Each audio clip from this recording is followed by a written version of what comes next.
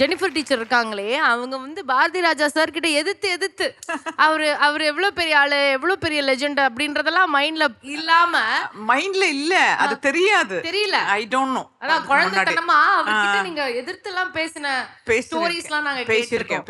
சொல்லுங்களேன் அதெல்லாம். அப்பெல்லாம் ஆடிஷன்ஸ்ன்னு கிடையாதுல்ல. என்னை ஒரு இடத்துல இருந்து கலைமன் சார் ஒரு இடத்துக்கு போய் பார்க்க சொன்னாங்க. அந்த ஹோட்டலில் போய் பார்த்தோம். அதுக்கப்புறம் என்ன தெரியுமா அப்படின்னு மிரட்டினாரு. அதுக்கப்புறம் பின்னாடி இருக்கவங்க குரூப்லலாம் நின்றுட்டு இருந்தாங்க. எல்லாம் உஷுன்றாங்க. என்ன பின்னாடி இருக்கவங்கலாம் எல்லாம் ஆக்ட் பண்ணுறாங்க அப்படின்னு. சும்மா இருங்க, நான் பயமுறுத்தாதீங்க அப்படின்னு. சரி, எறும்பு போகிறது பாரு அப்படின்னு. ஆண்ட் தெரியுமா, ஆண்ட் அது போகுது பாரு. எங்கே போகுது? மேலே என்ன பறக்குமா, கீழே எறும்பு போகிற மாதிரி பாரு அப்படின்னு சொன்னார். அப்படி கீழே போகிற மாதிரி பார்த்தேன்.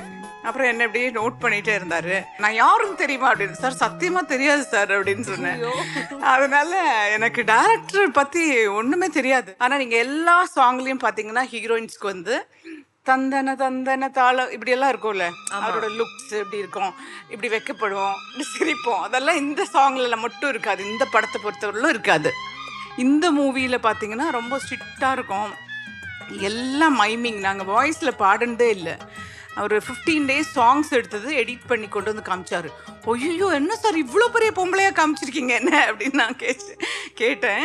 இன்றைக்கும் நான் இந்த இடத்துல இருக்கேன்னா என்னுடைய குருநாதர் தான் அதுக்கு காரணம். வேறு சொல்கிறதுக்கு வார்த்தைகளே இல்லை. Thank you ma'am.